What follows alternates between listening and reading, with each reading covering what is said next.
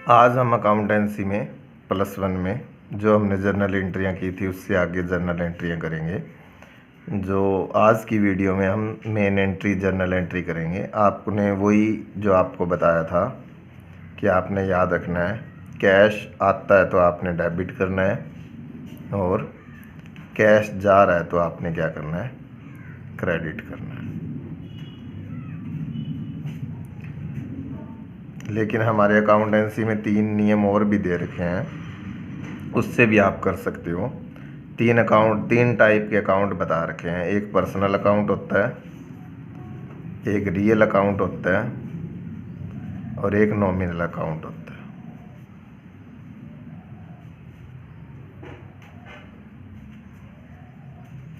ये होते हैं पर्सनल व्यक्तिगत खाते, रियल को वास्तविक बोलते हैं, नॉमिनल को नामात्र के खाते बोलते हैं। पर्सनल अकाउंट में 2 तरह के नाम आते हैं, एक तो नेचुरल पर्सन और एक होते हैं आर्टिफिशियल पर्सन। नेचुरल आपको बताया हुआ है, जो हम मानव जाति इंसान होते हैं, जैसे उनके नेम हो गए राम, श्याम, ये नेचुरल पर्सन होते हैं। और जो हमारे स्कूल के नेम, बैंक या कोई भी संस्था जो ला के मतलब लीगल पर्सन बोलते हैं हम उसको, क्योंकि इनका जो अस्तित्व होता है वो कानून की नज़रों में होता है, वो आर्टिफिशियल पर्सन होते हैं। और रियल अकाउंट और नॉमिनल अकाउंट जो भी होते हैं उसमें क्या नियम होता है, जो हमारे सारे खर्चे होते हैं, एक्सपेंसेस होते हैं, आपको बताया था, वो डेबिट होते हैं। और जो हमारी इनकम होती है वो क्या होती है, क्रेडिट होती है। तो इससे हमारा नियम भी देख लो, दोनों को मिला के बता रहा हूँ ताकि आपको ये अकाउंट भी समझ आ जाए, जो अकाउंटेंसी के रूल्स हैं। भी कैश आता है तो कैश कब आता है, जब इनकम होती है, तो कैश को क्या करते हैं, हम डेबिट करते हैं।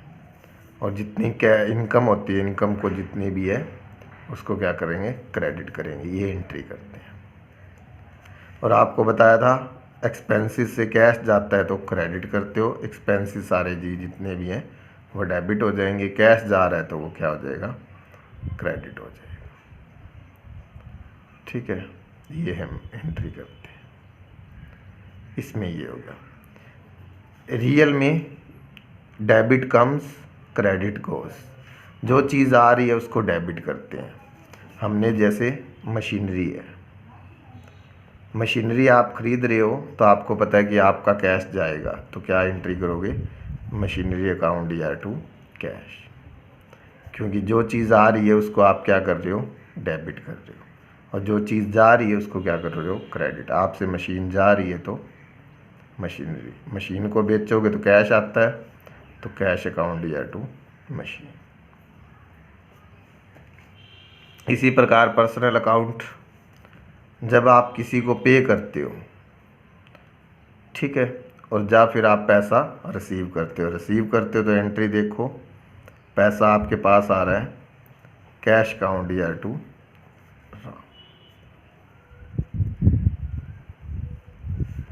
पर्सनल अकाउंट का ये नियम है।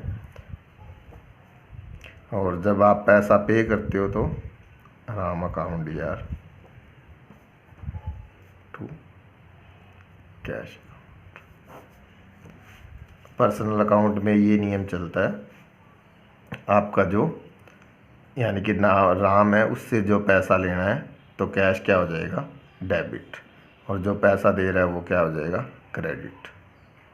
और जब आप पैसा दे रहे हो, जिसके पास पैसा जा रहा है वो डेबिट हो जाएगा, और जिससे पैसा जा रहा है वो क्रेडिट हो जाएगा।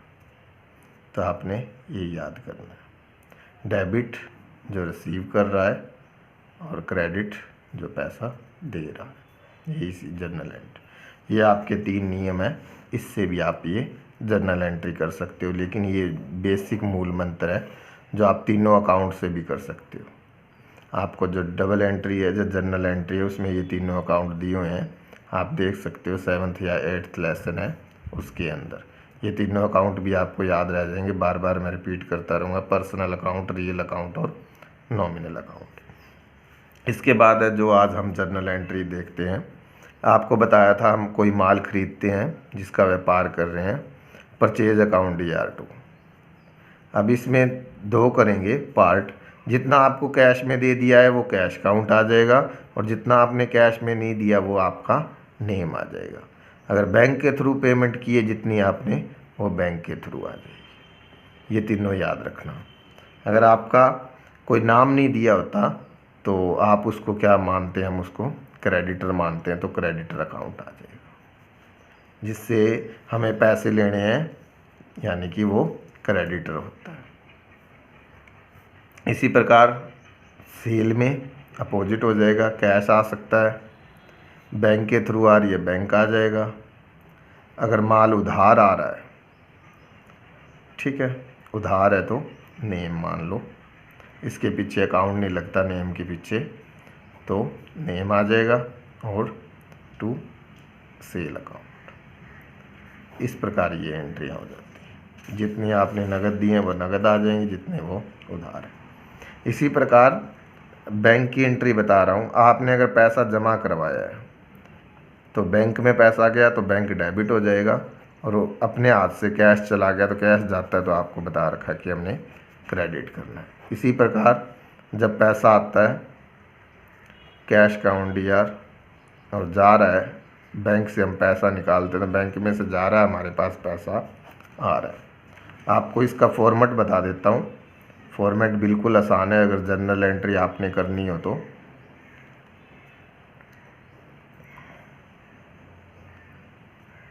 हम ज़्यादा कुछ नहीं लिखते इसमें। यहाँ डेट आ जाएगी, आगे सीरियल नंबर है, सीरियल नंबर लिख सकते हो। यहाँ पर्टिकुलर आता है, और यहाँ पे लेज़र फोलियो, क्योंकि जब जर्नल बनाते हैं तो उसके बाद हमने लेज़र बनानी होती है, तो लेज़र फोलियो नंबर यहाँ डेबिट और क्रेडिट आ जाती है अमाउंट। और यहाँ आपने जर्नल एंट्री डालनी है, जो मैं ये लिखता होता हूँ, बैंक अकाउंट डेट, और उसके नीचे नरेशन लिखनी होती है। नरेशन का मतलब होता है कि हम एंट्री क्यों कर रहे हो। ये एंट्री है बैंक में डिपॉजिट करवाने के, तो आप लिख सकते हो डिपॉजिट कैश। एंट्री क्या बनेगी, बैंक टू कैश। ये आपको दिया हुआ है, धीरे धीरे ये समझ आ जाते हैं, इसलिए मैं तुम्हें बेसिक पहले रफली आइडिया दे रहा हूँ, ताकि तुम्हें ये एंट्रियाँ करनी आ जाए। तुमने डेबिट क्या करना है, क्रेडिट क्या करना है। अगर तुम्हें डेबिट और क्रेडिट अच्छी तरीके से समझ आ गया, फिर तुम्हें दिक्कत नहीं होगी आप लोगों को। अब ये है आप पैसा निकालने की और डिपॉजिट करवाने की। अब देखो, जब हमारा चेक के थ्रू कोई आता है तो क्या आ जाएगा, जब हमारे पास चेक आएगा तो चेक इन हैंड, हमारे हाथ में चेक आ गया तो चेक इन हैंड होता है। और जो भी पर्सन चेक दे रहा है, राम दे रहा है तो राम का नेम आ जाएगा। और जब हम चेक को बैंक के अंदर डिपॉजिट करवाते हैं तो बैंक अकाउंट डीआर और टू चेक इन हैंड।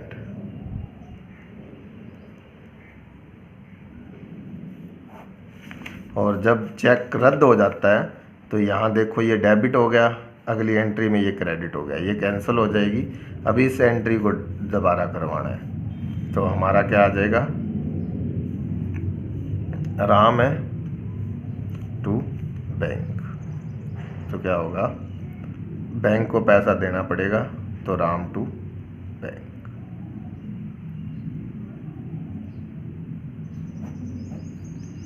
जो आपने अपोजिट एंट्री करनी होती है, जो चेक डिसऑनर की हो जाए। अगर आपने चेक उसी दिन जमा करवा दिया तो बैंक टू राम हो जाता है, अगर कैंसिल होगा तो राम टू बैंक हो जाएगा। इसका मतलब आपने उससे क्या लेने हैं, पैसे लेने हैं। ये यानी कि हमारी वो एंट्री है।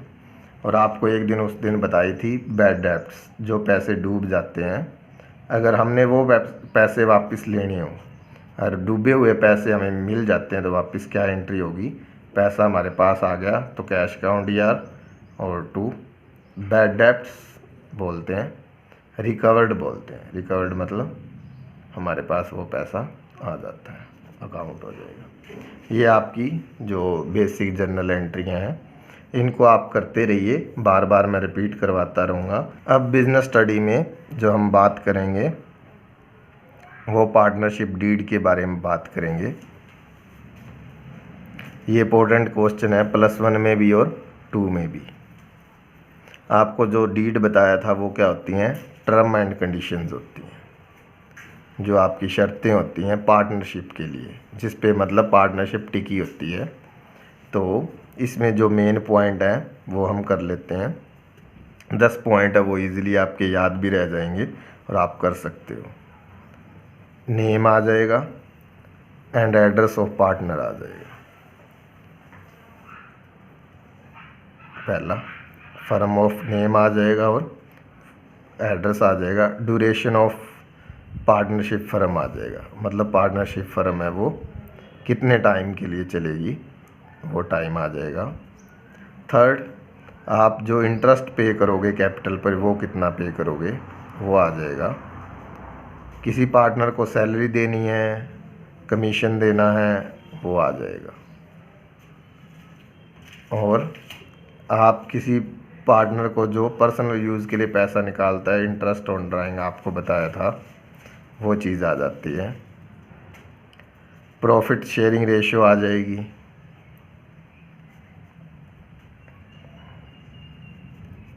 और आप अकाउंट्स कैसे मेंटेन करते हो, उनकी ऑडिटिंग मतलब चेक कैसे करवाते हो, वो चीज़ पॉलिसी आ जाएगी। 8th में कोई डिस्प्यूट अगर अराइज हो जाए उसको आप कैसे सॉल्व करोगे। न्यू पार्टनर ने जब एडमिशन करना है तो वो किस प्रकार होगा। और जो नया पार्टनर, पुराने पार्टनर उनमें से किसी की रिटायरमेंट या डेथ हो जाती है तब कैसे करोगे। ये 10 पॉइंट है, नॉर्मल से हैं, जो आप आराम से इजीली याद कर सकते हो। Name and address of partner है, ड्यूरेशन कितने टाइम के लिए चलेगी, इंटरेस्ट ऑन कैपिटल कितना आपको इंटरेस्ट देना पड़ेगा, सैलरी कितनी है, कमीशन कितनी है पार्टनर की, इंटरेस्ट कितना होगा, और उनके बीच में प्रॉफिट शेयरिंग रेशो कैसे होगी। आप अकाउंट कैसे बनाओगे, उनको कैसे चेक करवाओगे, अगर डिस्प्यूट हो जाए तो आपको कैसे सॉल्व करोगे। और न्यू पार्टनर अगर आना हो नए पार्टनर ने तो एडमिशन कैसे होगा। और अगर कोई पार्टनर रिटायर हो रहा है, जब उसकी डेथ हो रही है, तो आप कैसे करोगे। ये कुछ बातें हैं जो आप पार्टनरशिप डीड में पहले से ही डिस्क्राइब करते हो। तो ये आप इजीली 10 पॉइंट याद कर सकते हो। मैं आगे और भी बताता रहूँगा, इतना कर लेना है। अब आज ओनली हम क्या करेंगे, कंपनी का मीनिंग करेंगे, तो आपको इसमें पता चल जाएगा। मैं बार बार आर्टिफिशियल पर्सन की बात करता हूँ, आपने उसमें भी सुना होगा, इसमें भी 2 तरह के आर्टिफिशियल पर्सन होता है जो लीगल पर्सन होता है, मतलब लॉ की नज़रों में, कानून की नज़रों में वो व्यक्ति होता है, क्योंकि हम उस पे केस कर सकते हैं, वो हम पे केस कर सकता है। यानी कि कंपनी है जो, कंपनी पे हम केस कर सकते हैं, कंपनी हम पे केस कर सकती है। तो इसमें क्या होता है, वॉलेंट्री ऑफ पर्सन, मतलब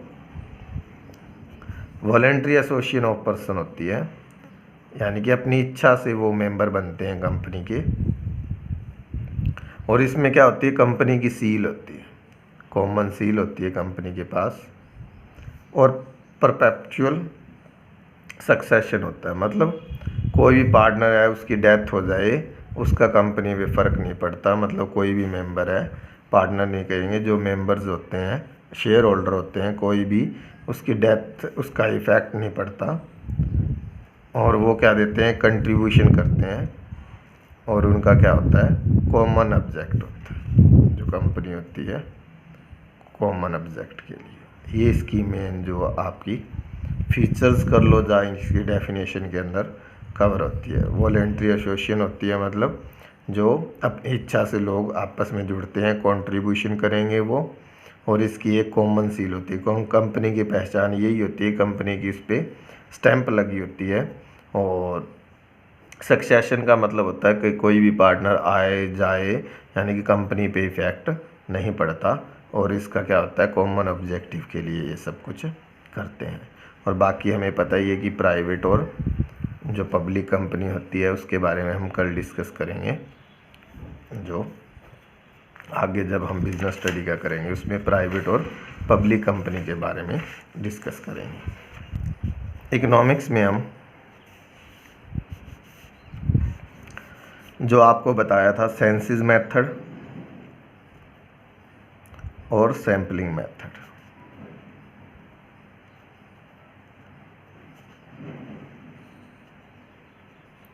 आपको 3 मेथड बता दिए। 2 मेथड आपको मैंने आइडिया दे दिया था कोटा कह सकते हैं या क्लस्टर कह सकते हैं या स्ट्रैटाफाइड दिया होता है।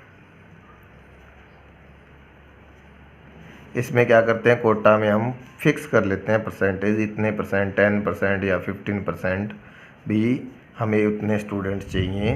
तो उस स्ट्रीम के मान लो आर्ट्स के हैं, कॉमर्स के हैं, साइंस के हैं, तो इनका कोटा डिसाइड कर दिया जाता है, इतने इतने परसेंट स्टूडेंट चाहिए तो हम ले सकते हैं। क्लस्टर में भी क्या करते हैं, इनके ग्रुप बना लिए जाते हैं और ग्रुप में से क्या है इनको फाइंड किया जाता है। जब हम क्लस्टर और स्ट्रैटाफाइड करते हैं तो उसमें ग्रुप बनाते हैं और ग्रुप में से क्या करते हैं सैंपल को कलेक्ट किया जाता है। और क्लस्टर और स्ट्रैटा में थोड़ा सा डिफरेंस होता है, ये आपको जो हायर क्लासेस है वहाँ जाके समझ में आ जाएगा, लेकिन दोनों में बनते ग्रुप भी हैं, ये आपने याद रखना है। अब क्या करेंगे, अब हम इसमें क्लासिफिकेशन है जो आपके, उसके बारे में बात करेंगे। आपको नाम से क्लियर हो रहा है कि क्लास, क्लास का मतलब होता है वर्ग। अब हम जो भी डाटा दिया होता है उसको क्या करेंगे, क्लास के अकॉर्डिंग क्या करेंगे, उसको डिवाइड कर दिया जाता है, ताकि हम जो भी डाटा दिया हुआ है उसको ईजिली फॉर्म में क्या कर सकें, अंडरस्टैंड कर सकें और रिज़ल्ट निकाल सकें। सिंपल जैसे एग्ज़ाम्पल है, जैसे स्कूल में सभी बच्चों का एडमिशन हो जाता है, पहले तो एडमिशन करते रहते हैं, और जब स्कूल में एडमिशन हो जाता है और एडमिशन ख़त्म होकर जब क्लास स्टार्ट करते हैं तो क्या करते हैं, हर क्लास जो स्टूडेंट्स हैं उसको क्या करते हैं, क्लासेस में डिवाइड कर दिया जाता है, जितने भी स्टूडेंट होते हैं। ठीक है, हर क्लास में स्टूडेंटों को अलग, first, second, third, fourth, fifth class, उसी प्रकार क्लासिफिकेशन में किया गया है। वर्गीकरण का अर्थ यही होता है कि जितना भी डाटा होता है उसको क्या करते हैं, हम क्लासिफिकेशन करते हैं। क्लासिफिकेशन का मतलब जो डाटा सेम कैरेक्टर्स की, सेम विशेषताएं होती हैं जिनको, उनको हम क्या कर देते हैं, डिवाइड कर देते हैं अलग। डाटा को आप अलग अलग कैटेगरी पे हैं जो आपको टाइप दे रखे हैं, उसके अकॉर्डिंग आप क्या कर सकते हो, डिवाइड कर सकते हो। एक तो होता है भौगोलिकता के आधार पर, ज्योग्राफिकल, यानी कि लोकेशन के आधार पर, जैसे हरियाणा पंजाब है उसके अकॉर्डिंग हम क्या कर सकते हैं। बाकी टाइम के अकॉर्डिंग भी हो सकता है, जैसे जो डाटा है 2000 में क्या है, 2001 में क्या है, 2002 में क्या है, इस प्रकार भी हम क्या कर सकते हैं, डाटा को कर सकते हैं। और विशेषताओं के आधार पे कर सकते हैं, जैसे बॉयज़ है, गर्ल्स हैं, ठीक है, चिल्ड्रन है, इनके अकॉर्डिंग भी हम क्या कर सकते हैं, डाटा को अलग अलग कर सकते हैं। जो मेन चीज़ें हैं क्लासिफिकेशन में ये आपको मिल जाएंगी, इजीली चैप्टर हैं, और आपने क्या करना है, उनको क्लासिफिकेशन करना है। और फिर जो हमारे टैली बार्स वगैरह हैं वो बनाए जाते हैं, ताकि इससे हम क्या कर सकें, इजी रिज़ल्ट निकाल सकें। ये आपको करनी है। कल हम जो आगे सीरीज़ के बारे में बात करेंगे, क्या क्या सीरीज़ होती हैं, और एक आपके है टेबल्स, यानी कि टेबल कैसे बनता है उस चीज़ की बात करेंगे। तो 3 तरह की सीरीज़ होती है, आपको ये पता होना चाहिए। आज हम नेम बता रहे हैं। इंडिविजुअल, व्यक्तिगत बोला जाता है, डिस्क्रीट, खंडित बोलते हैं, और तीसरा होता है कॉन्टिन्यूस, तत्व बोला जाता है इसको हिंदी में। ये 3 सीरीज़ होती हैं, इनके बिहाफ पे क्वेश्चन किए जाते हैं, और आगे जो फॉर्मूले बनेंगे वो इन सीरीज़ के बिहाफ पे बनते हैं, और इनका क्वेश्चन भी आता है। जो पिछली बार के एग्ज़ाम है उसको देख सकते हो आप, उसमें इंडिविजुअल सीरीज़ के बारे में और डिस्क्रीट या कंटिन्यूस के बारे में क्वेश्चन पूछे गए हैं। अगर आपको रिटर्न मटेरियल में कोई भी अगर प्रॉब्लम आती है तो आप नीचे डिस्क्रिप्शन बॉक्स में जाके हमारे लिंक में वो रिटर्न मटेरियल देख सकते हैं। अगर वीडियो में आपको रिटर्न मटेरियल वो समझ नहीं आ रहा, लेकिन आपको वीडियो को सुनना पड़ेगा ध्यान से, और आपको ये चीज़ें बुक लेके आप बैठ सकते हो, बुक है तो, नहीं तो आप जैसे जैसे मैं बोल रहा हूँ आप साथ के साथ लिखते रहिए। और कंटिन्यूज़ मैं क्या कर रहा हूँ, हर लेक्चर को दूसरे से क्या कर रहा हूँ, कंटिन्यूज़ कर रहा हूँ, और हम सारे लेक्चर को क्या है उनको मिक्स करके भी वीडियो कर रहे हैं। और जब तीनों सब्जेक्ट के हमारी वीडियो बन जाएंगी फुल 1-1 घंटे की, तो हम अलग अलग सब्जेक्ट को अलग अलग कर देंगे, ताकि आपको वो वीडियो कंटिन्यू सुन सकें। धन्यवाद। अकाउंटेंसी में हम अब नेक्स्ट जर्नल एंट्री करेंगे। उसमें कल बताया था पिछली वीडियो में, जब कैश आता है तो आपने उसको डेबिट करना है, और जब कैश जाता है तो आपने क्या करना है, क्रेडिट करना है। इन बातों का आपने ध्यान रखना है। जो मूल मंत्र यही है, आपकी कोई भी जर्नल एंट्री है वो रॉन्ग नहीं होगी। इसमें ये चीज़ याद करनी है, जितनी हमारी असेट्स होती हैं ये भी आपने याद करना है। असेट्स को डेबिट किया जाता है और जितनी हमारी लायबिलिटीज़ होती हैं उनको क्रेडिट किया जाता है। सबसे पहले हम असेट्स और लायबिलिटीज़ को समझते हैं। असेट्स को हम संपत्तियां बोलते हैं और लायबिलिटीज़ को हम दायित्व बोलते हैं। असेट्स का मतलब है जिनको सेल करके हमें कैश या एनी वैल्यूएबल थिंग्स मिलती है। वैल्यू मतलब जिसकी कोई वैल्यू होती है वो हमको प्राप्त होती है, और इनसे हम असेट्स से हम क्या कर सकते हैं, अपने जो लायबिलिटीज़ होती हैं उनको क्या कर सकते हैं, पेड कर सकते हैं लायबिलिटीज़ को असेट्स से। दायित्व क्या होते हैं, जो पार्ट हमने पे करना है आउटसाइड, जो बिजनेस ने जो पार्ट है वो पे करना है, उनको क्या बोलते हैं, लायबिलिटीज़ बोलते हैं। और ये असेट्स होती हैं। जितनी भी असेट्स हैं उनको हम क्या करते हैं, डेबिट करते हैं, और जितनी भी लायबिलिटीज़ है उनको क्या करते हैं, क्रेडिट करते हैं। जो असेट्स हैं उनके मेन बता देता हूँ कौन कौन सी होंगी अपनी। कैश जो नगद होता है, बैंक में जो पैसा आपका होता है, स्टॉक माल को बोलते हैं, रहतिया भी बोलते हैं हिंदी में इसे, डेटर देनदार, जिसे हमने उधार माल बेचा है वो देनदार होता है, और प्रीपेड एक्सपेंस, प्रीपेड पोस्टपेड आपने वर्ड सुना है। प्रीपेड का मतलब जो हमने एडवांस में दे रखे हैं, एडवांस मतलब अगले साल के लिए जो पेमेंट की होती है। मेन जो आपके ये आपकी असेट्स मिलेंगी। इसमें क्रेडिटर, बैंक ओवरड्राफ्ट यानी कि बैंक से ज़्यादा पैसा लिया होता है, जहाँ बैंक लोन हो गया, और कैपिटल जो ओनर ने पैसा लगाया है वो चीज़ यहाँ आ जाएंगी। तो ये हमारी क्या हो जाएंगी, और लायबिलिटीज़ हो जाएंगी। आपकी जर्नल एंट्री में इतना ही है। जो आप जर्नल एंट्री करोगे 9th या 10th क्वेश्चन है, अलग अलग बुक्स में दिया हुआ है। तो जितनी भी एसेट्स है उनको डेबिट कर दोगे, और जितनी भी लायबिलिटीज़ है 2।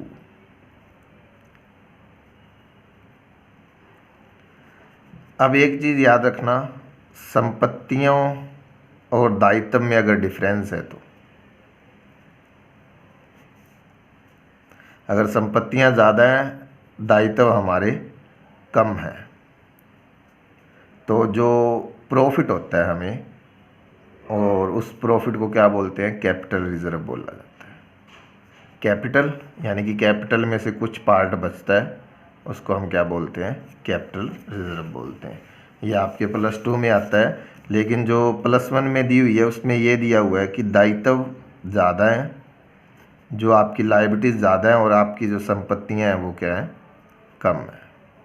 यानी कि आपकी लायबिलिटीज़ तो क्या है, ज़्यादा मिलेंगी आपको, और आपकी जो एसेट्स हैं वो क्या है, कम है। और बीच का फ़र्क क्या होता है, गुडविल होता है। कैसे, आपने कोई बिज़नेस ख़रीदा, जो बिज़नेस चल रहा है उसको ख़रीदा, उसमें जो एसेट्स थी वो थी 8 लाख की, आप उनको 9 लाख पे कर रहे हो। लायबिलिटीज़ आपकी कितनी है, 9 लाख। और बताया था लायबिलिटीज़ ज़्यादा हो ये कम हो तो डिफरेंस कितना हो जाएगा, 1 लाख। 1 लाख वो उनको क्यों पे कर रहे हो, उसको बोलते हैं गुडविल। और ये हमारी एक तरह की क्या होती है, संपत्ति होती है, क्योंकि इसकी कुछ ना कुछ वैल्यू होती है। गुडविल का मतलब होता है रेपुटेशन, हिंदी में बोलते हैं इसको ख्याति। इसका मतलब होता है प्रसिद्धि।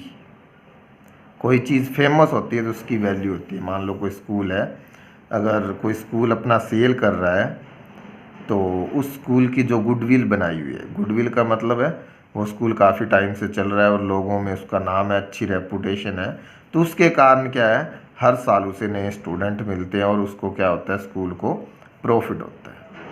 तो उस प्रॉफिट को ही हम क्या बोलते हैं, गुडविल। और ये हमारी एक तरह की असेट्स होती है।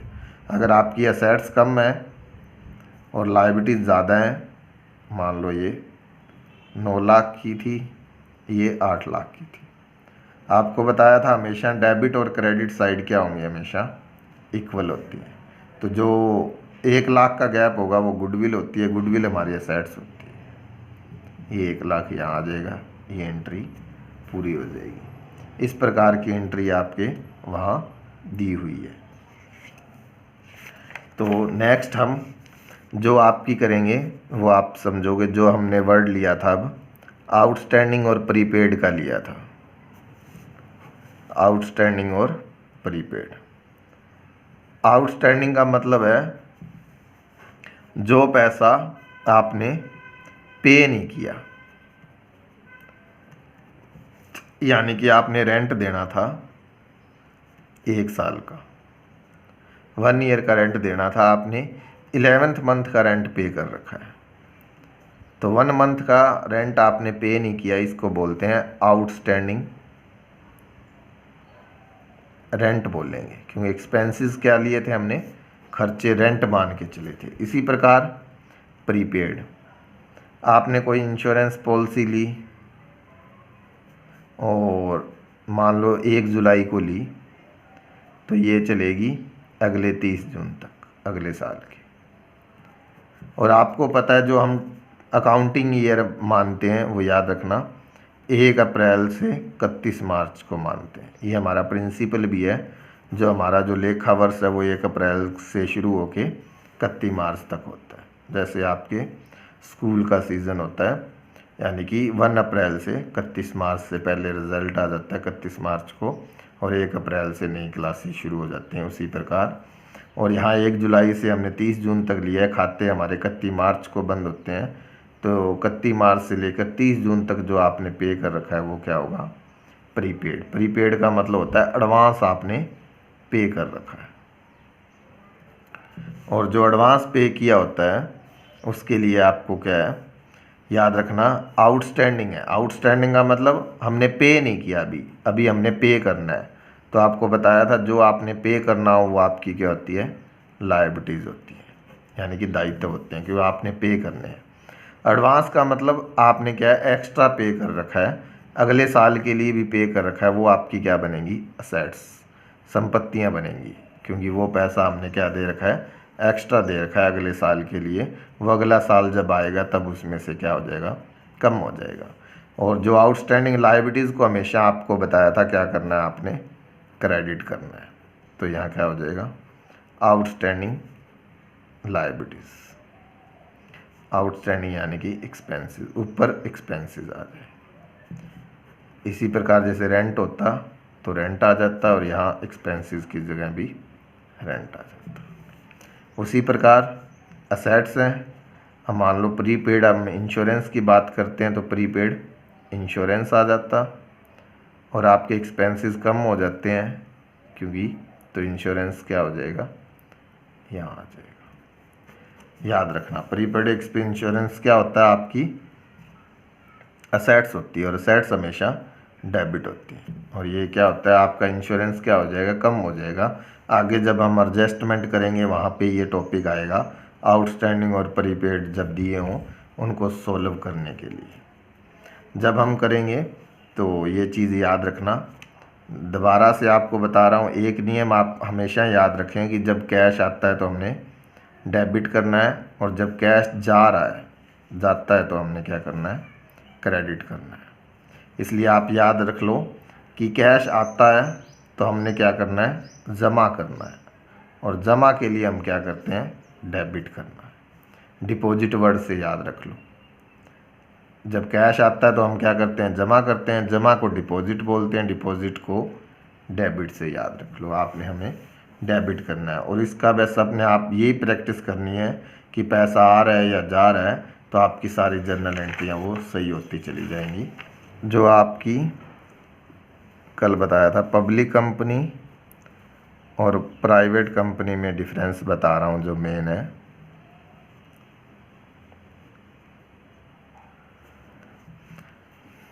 जो पब्लिक कंपनी है, याद रखना 51% शेयर होना चाहिए।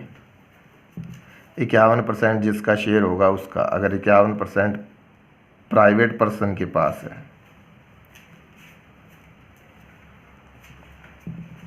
तो ये प्राइवेट कंपनी है, गवर्नमेंट के पास है तो ये पब्लिक कंपनी कहलाएगी।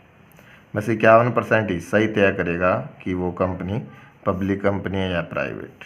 इसके पीछे जो वर्ड होता है वो लिमिटेड होता है और इसके पीछे हमेशा प्राइवेट लिमिटेड वर्ड लिखा होता है, याद रखना, ठीक है। इसमें जो मिनिमम सदस्य है 2, इसमें 7। इसमें ज़्यादा की भी लिमिट दे रखी है कईयों में, 100 है, देख लेना लेटेस्ट जो दी हो 200 तक। इसमें कोई लिमिट नहीं होती, नो लिमिट जो पर्सन की होती है। इसमें बोर्ड ऑफ डायरेक्टर 2 होते हैं, इसमें बोर्ड ऑफ डायरेक्टर 3 होते हैं। आप देख सकते हैं इनकी संख्या अगर कम ज़्यादा होगी वो तो वो भी देख लेना, मोस्टली ये मिलेगा आपको। और प्राइवेट कंपनी है जो शेयर इशू नहीं कर सकते, आपको पता चलेगा आगे, और ये शेयर इशू कर सकते हैं।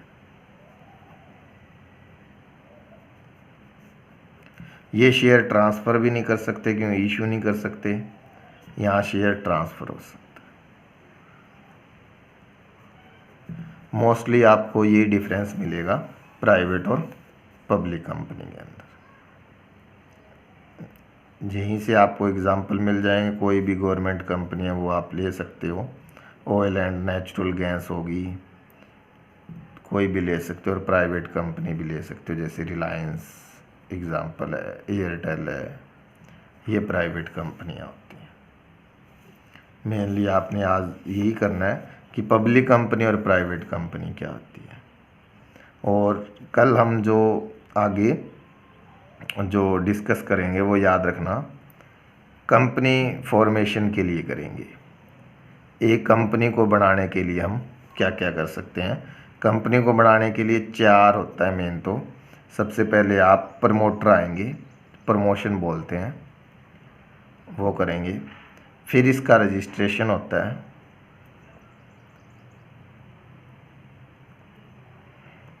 रजिस्ट्रेशन में हम डॉक्यूमेंट्स वगैरह करेंगे और फिर सर्टिफिकेट प्राप्त करना होता है।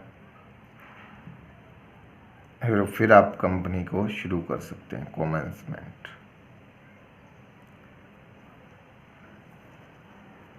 ये चीज़ें मेन होती हैं इसके अंदर, हम करेंगे, इजी है और इससे प्रोसेस मिल जाता है। डॉक्यूमेंट में जब हम बात करेंगे मेमोरेंडम ऑफ एसोसिएशन होता है और आर्टिकल ऑफ एसोसिएशन। ये आपको बेसिक जो वर्क बताया जा रहा है ताकि इससे आप जो काम है वो अच्छी तरीके से कर सके। ये मेन आपका क्या है, अब रिव्यू है सिलेबस का, यानी कि लॉकडाउन के दौरान आपको यानी कि सिलेबस का पता चल जाएगा कि आपने पढ़ना क्या है। आपको ये पॉइंट मिलेंगे, ये बेस है, उसके बाद इसी पॉइंट को थोड़ा सा डिटेल में पढ़ लेंगे और पढ़ते जाएंगे। बाकी ये पॉइंट आपके अगर आप कवर करते हो तो आपके 60 मार्क्स मिनिमम ला सकते हैं।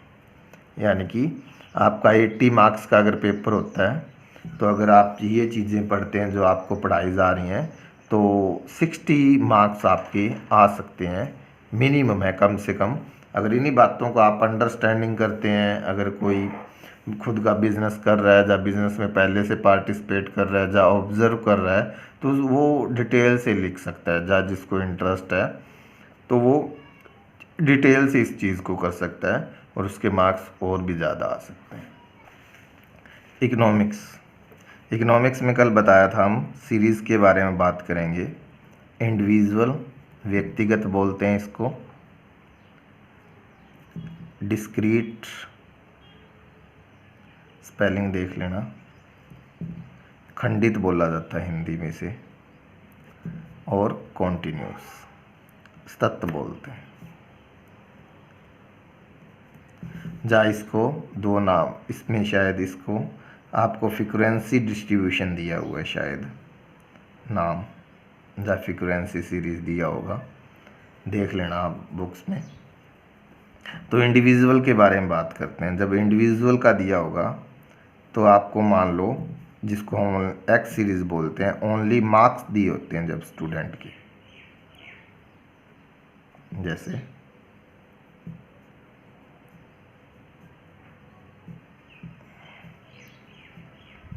ये मार्क्स दिए हुए हैं 10 मार्क्स का, जब मतलब टेस्ट था उसमें अलग अलग स्टूडेंट के मार्क्स आए हुए हैं, तो ये जो होती है वो इंडिविजुअल सीरीज़ होता है। इसमें जो फ्रीक्वेंसी होती है वो भी होती है, लेकिन सभी में फ्रीक्वेंसी क्या होती है, 1-1 होती है, इसलिए एफ को लिखा नहीं जाता। डिस्क्रीट की बात करते हैं।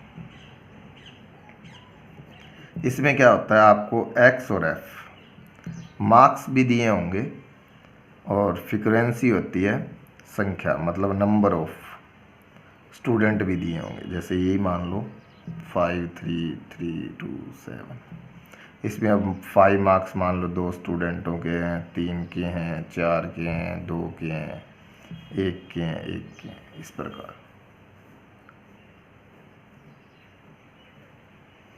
ये आपके दिए हुए हैं जो मार्क्स और नंबर ऑफ स्टूडेंट दिए होते हैं। कॉन्टिन्यूज में क्या होता है, एक रेंज होती है, जैसे 0 से 10, 10 से 20, 20 से 30, 30 से 40, 5 स्टूडेंट, 7 8 9, ये आपकी कॉन्टिन्यू सीरीज होती है। आपको पता होना चाहिए कि हमारे जो स्टैटिक्स है उसमें 3 सीरीज़ होती है मेनली, क्योंकि इस पे ही जो आगे आपके चैप्टर हैं, mean, median, mode, standard deviation आएगा, कोरिलेशन है, रिग्रेशन है, रिग्रेशन आपके नहीं है, कोरिलेशन ही आपके, और इंडेक्स नंबर है। ये चैप्टर आपको आगे मिलेंगे और ये इसी सीरीज़ पे आधारित हैं, क्योंकि इनके अकॉर्डिंग क्या होते हैं, फॉर्मूले होते हैं। और आपको पता होना चाहिए इंडिविजुअल सीरीज़ कौन सी होती है, डिस्क्रीट कौन सी होती है, और कॉन्टिन्यूस की होती है कौन सी होती है। कॉन्टिन्यूस में आगे इसको हमने अगर चेंज करना है तो आपको पता है कि हम क्या निकालते हैं, मिड वैल्यू। अगर आपने 10th में क्वेश्चन किए थे तो मिड वैल्यू निकाली जाएगी। मिड वैल्यू निकालने के लिए पता है, इन दोनों को आप ऐड करके 2 से डिवाइड कर दो, 5, इसमें आगे 10-10 का गैप है तो आप जोड़ते जाइए, नहीं तो ऐड करके भी आप करेंगे तो ये आप m लगा सकते हैं। अब m में ये हमारा किसका काम करेगा, x का काम करेगा, जो सेम x का है वो काम करेगा, ये हमारा f होगा। तो ये x और f बाकी सेम मेथड रहता है, बस इसमें इतना ही आपने चेंज करना होता है। ये आप कर सकते हैं, इससे हेल्प। और आगे आपके वेरिएबल भी आएंगे, इसको हिंदी में चर बोलते हैं, यानी कि इसकी एक वैल्यू होती है और वो चेंज होती रहती है टाइम टू टाइम, तो इसको वेरिएबल बोला जाता है। जैसे हम करते हैं, x की वैल्यू है जो y + c, मान लो c कांस्टेंट होता है, y पे डिपेंड होती है, तो x क्या हो जाएगा, x और y वेरिएबल हो जाते हैं, यानी कि इनकी वैल्यू अगर चेंज, y की वैल्यू चेंज होती रहेगी तो x की वैल्यू भी चेंज होती रहेगी। तो उसमें करेंगे। और कल हम बात करेंगे, आपका एक चैप्टर है उसमें टेबल दिया हुआ है, जो हमारा टेबल बनाया होता है इस प्रकार, इधर आपको पता है कि रो होते हैं, इधर कॉलम होते हैं, वो चीज़ आपको दी होगी। और हम बताएंगे कि आपको टेबल कैसे फॉर्मेट करते हैं, और उसका फॉर्मेट दिया, उसकी फीचर्स दी हुई हैं। मेनली जो थ्योरी का वर्क है वो आपका इतना ही है।